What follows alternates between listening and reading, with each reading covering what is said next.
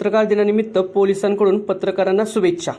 बारामती तालुक्यातील Vadgaon Nimbalkar police station अंकित Karanjepul police स्टेशनमध्ये आचार्य बाळशास्त्री जांभेकर यांची जयंती व पत्रकार दिनानिमित्त वडगाव निंबाळकर पोलीस स्टेशनचे पोलीस निरीक्षक नागनाथ पाटील साहेब, उपनिरीक्षक राहुल साबळे साहेब यांनी व त्यांच्या स्टाफनी सोमेश्वर नगर परिसरातील सर्व पत्रकारांना पत्रकार दिनानिमित्त शुभेच्छा देऊन त्यांचा सन्मान केला। यावेळी ज्येष्ठ पत्रकार व ॲडव्होकेट गणेश आळंदीकर यांनी आपले मनोगत व्यक्त केले। प्रतिनिधी महाराष्ट्र न्यूज 11 सोमेश्वर नगर।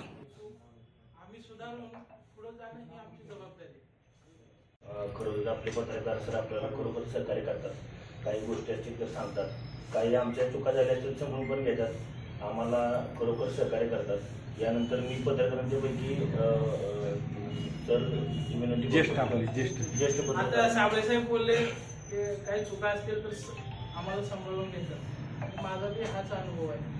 आज जे पत्रकार आहेत त्यांना तो अधिकार आहे। एखादं समजा आम्ही जरी आमच्या डिपार्टमेंटचा कर्मचारी असो किंवा आम्ही अधिकारी असो, आमचं एखादी काही गोष्ट चुकली तर त्याच्यावरती लिखाण करणं, टीका करणं हा तुमचा अधिकार आहे। पण त्या टीका ती चूक आम्ही सुधारून पुढे जाणं ही आमची जबाबदारी आहे होती। जर पोलीस प्रशासन आणि पत्रकार बांधव यांचा जर समन्वय नसेल आणि पोलीस प्रशासन, मी तर म्हणतो पोलीस प्रशासन आणि पत्रकार यांचं नातं हे संघर्षाचं नसून समन्वयाचं आहे। परस्पर एकमेकाबद्दल सन्मान, आदर असणं गरजेचं आहे आणि ह्यांच्यात समन्वय असेल तर एखादी चांगली बातमी समाजासमोर जाते, ज्यामुळे समाजामध्ये भीती, अराजकता असेल, कायदा व सुव्यवस्थेचा प्रश्न निर्माण होणार नाही। आपण पाहतो की पत्रकार हा समाजाचा आरसा आहे असं समजलं जातं। ज्या काही घटना असतील ते समाजासमोर निर्भीडपणे, सत्यपणे मांडल्या जातात। त्यानंतर आपल्या या परिसरात जे उपस्थित सर्व पत्रकार बांधव आहेत या ठिकाणी आपण सर्वांनी गेले 4 महिन्यापासून मी आल्यापासून इथील वडगाव निंबाळकर पोलीस स्टेशनचे सर्व अधिकारी असतील, अंमलदार असतील, यांना सगळ्यांना समजून घेऊन एखादी घटना घडली तरी त्याची सत्यता पडताळून तुम्ही चांगल्या पद्धतीने आपल्या या परिसरातील नागरिकांसमोर, समाजासमोर त्या बातम्या मांडता। त्यामुळे एक चांगलं पोलिसिंगचा मेसेज जातो। आज खरं हा दिवस तुमच्यासाठी खूप महत्त्वाचा, आनंदाचा आहे। आज तुम्ही तुमचा संबंध या प्रशासनातील सर्व विभागाशी तसेच समाजातील सर्व तरांशी येतो। त्यामुळं आज तुम्हाला सगळीकडे शुभेच्छासाठी बोलवलं असेल, त्यामुळे मी तुमचा जास्त वेळ घेणार नाही आणि या पत्रकार दिनानिमित्त तुम्हा सगळ्यांना कोणी बोलवत नाही साहेब, कोणी बोलवत नाही, शुभेच्छा, सन्मान करत नाही। सगळ्यांना माझ्याकडून पुन्हा एकदा आणि आमच्या पोलीस प्रशासनाच्या वतीनं खूप खूप शुभेच्छा। सर्वप्रथम मी बाळशास्त्री जांभेकरांना विनम्र अभिवादन करतो। अवघ्या 34 वर्षाचं आयुष्य बाळशास्त्री जांभेकरांना लाभलं। 1912 साली त्यांचा जन्म झाला, 1932 साली त्यांनी दर्पण साप्ताहिक सुरू केलं आणि 1946 साली त्यांचा मृत्यू झाला। एवढ्या कमी वयामध्ये त्यांनी मराठी पत्रकारितेचं एक रोपटं लावलं। पुढं लोकमान्य टिळकांनी त्या ठिकाणी पत्रकारिता करत एक इंग्रज सरकारला सुद्धा म्हणजे इंग्रजांची ज्यावेळी आपल्यावर सत्ता होती तेव्हापासून त्यांनी त्यांचं सरकारचं डोकं ठिकाणावर आहे का अशा पद्धतीचे लेख लिहिले।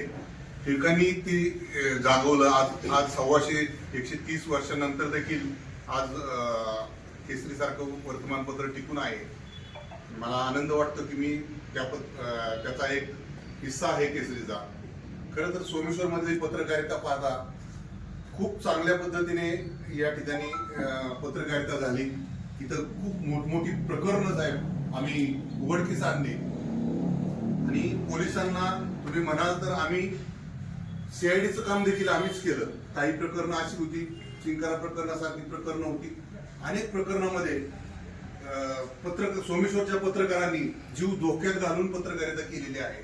याचं सर्व समाज साक्षीदार आहे आणि आज API पाटील साहेबांनी आणि साबळे साहेब असतील आणि करंजेपूल आणि वडगाव निंबाळकरचे पोलीस असतील, त्या सर्वांनी त्याचं एक जाणीव ठेवून आमचा जो यथोचित सन्मान करण्याचा हे केला, उपक्रम राबवला आणि आम्हाला शुभेच्छा देण्याचा जो एक एकत्र करून देण्याचा जो उपक्रम राबवला त्याबद्दल मी त्यांचे मनपूर्वक आभार मानतो.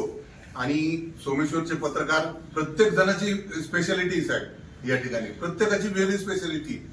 मला जर काय विचारायचं असेल कारखानदारीतलं शेतीतलं काही गोष्टी मला कळत नसतील तर मी आवर्जून संतोषला फोन करतो. संतोष अरे हे कसं, संतोषला कायद्याची कुठली क्रिटिकल बातमी आली तर संतोष मला फोन करतो, गणेश हे कसं लिहिले पाहिजे. महेश असेल कधीही त्याला कधीही अगदी पोक्सोची बातमी असू द्यात कुठली बातमी असू द्यात, गणेश कसं लिहिलं पाहिजे. योगायोगाने गेली 7-8 वर्ष मी कायदेविषयकच जास्त लेखन लिहितो. मी इतर बातम्या थोड्या कमी झाल्यात माझ्या, परंतु जर महत्वाचा असेल विषय तर तोही लावतो. एखादा सातत्य आमच्या पत्रकारांमध्ये साहेब सातत्य. काही पत्रकारांमध्ये पूर्वी म्हणजे आम्ही पाहत होतो की एखादी बातमी लावली परत ते संबंधित ज्याच्या विरोधात ती बातमी होती त्याच्याबरोबर बसणे आणि परत ते सेटलमेंट अशाही प्रकार काही ठिकाणी घडून दिसतात आपल्याला.